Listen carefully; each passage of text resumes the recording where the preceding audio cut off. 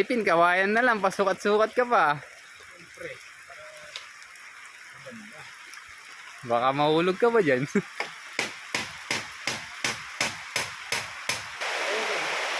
So ayun mga kaamo, inumpisa natin tong kubo sa bundok ng buwan ng Mayo at matapos tayo ng Agosto. Ito mga bayog, pwede na to. Ginagawa mo yan ha mga alipin? Siyempre naman, yan ang turo ng lolo ko pag nag-aalis ng buko ng kawayan. Para malinis. Mga alipin, ayan na naman ha. Pag umagtagulan, kailangan matapos natin yung kubo. Para pag sakay dito, hindi kakatakot yung ulan, saka sigla, kulog. Ito naman ang inaalala ko. Ano naman ang pinaplano mo ha mga alipin? Gagawa tayo ng rest house ng kubo. Puro plano lang eh. Ito, may kawayan na. Ayun. Oy naman, may pasukat-sukat pa si mga alipin ngayon. Ganda ng mga kawayan mga alipin. Biden, magod na yan. Huwag mo dyan mga alipin, napalaban yata yung ating bakal. Oo, ito, may malaking bato. Tignan mo man. Hindi ka rito. Pero, matibay yung ginawa nating bareta. Kaya umabot tayo ng 3 buwan mga kaamo dahil ginagawa lang natin to tuwing weekend, pag nakaliw o kaya pag holiday. Di man sapat yung kaalaman natin sa paggawa ng kubo pero malaking tulong talaga yung mga natutunan ko kay Lolo nung pinapanood ko siya pag gumagawa. Baka pika-pika pa mga alipin, di ka pa nga tapos dyan.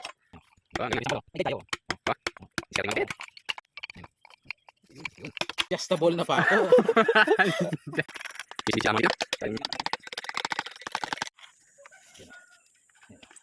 Okay. Ayan, patapos na si Among Alipin sa kanyang project. Ay, maling. Check niya mga alipin. Pako na, no? Pakong bawi. Among Alipin. Oh, galing na. Hindi na kailangan pako. Oh, hindi na pako. Ikaw yun. Ayos. Tignan natin kung paano katibay yung ginawa ni Among Alipin. Uy, naman. Uy. Oh, pwede. Ah.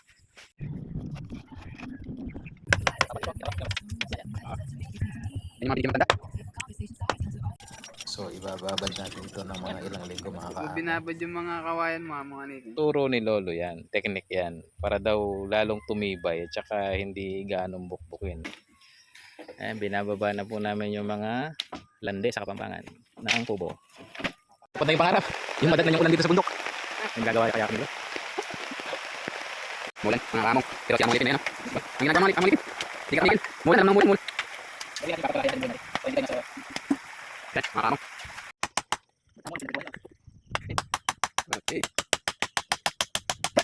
Teknolohiya! Gumamit din tayo ng level bar para pantay yung sahig.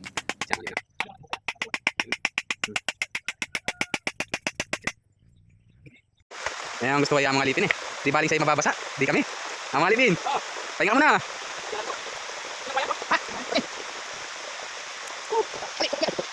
Tandaan mga alipin.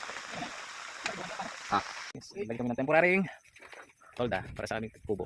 Pero hindi sa akin i-alipin yung pagpapakunan. Halos isang buwan din kami hindi nakaakyat nung mailagay namin tong temporary na tolda dahil wala pa kaming nabibiling atip. Ganun pa man, hindi naman nawala yung mga kawayan at ibang gamit sa kubo. Mga alipin. Medyo maulan no? Oo, ano naman? Medyo masarap yung kape niyan. Yan ka naman eh. Kita mo to? Lalagyan natin ng pato dyan. Alis ng buwan din tayo hindi nakakit no? Oo nga. Tingnan mo yung kapaligiran. Daming kapaligiran. Si Among Alipin no? Nagalit si Among Alipin. Napakaseryoso mo naman dyan mga alipin. Oo. Liga. Ito yung pakinabang nung nilagyan natin ng marka. Ayan o. Alam natin yung pagkakasunod-sunod. Yung isang content Ang galing natin. ah. Siyempre. Ayaw mo kasi maniwala sa impor. Wala akong bigote. Para hindi mabasag. Yan. Parang pamarka pero ano. Pause. Yun. Kumakanta ba mga alipin? Siyempre. Ayan. Okay naman. Okay na mga alipin. Pwede tayo maglina yan. Okay. Siyempre. Pag nilamos, satin. Okay, pag nilita, lalagyan tayo. Mga alipin, di pa tayo tapos ah.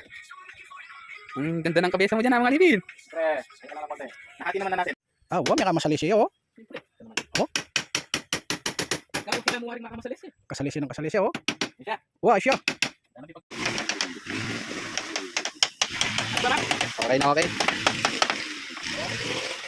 Yung mga ginamit nating pangatip mga kaamo, in-offer yan ng kaibigan habang ginagawa natin yung kubo. Nilapitan tayo, nag-offer sila ng atip. Then sila na rin yung gumawa. nagbayad na lang tayo para meron naman silang pagkakakitaan. Alipin nga mo. Mga alipin. Ang ginagawa mo naman, di ka magpahinga.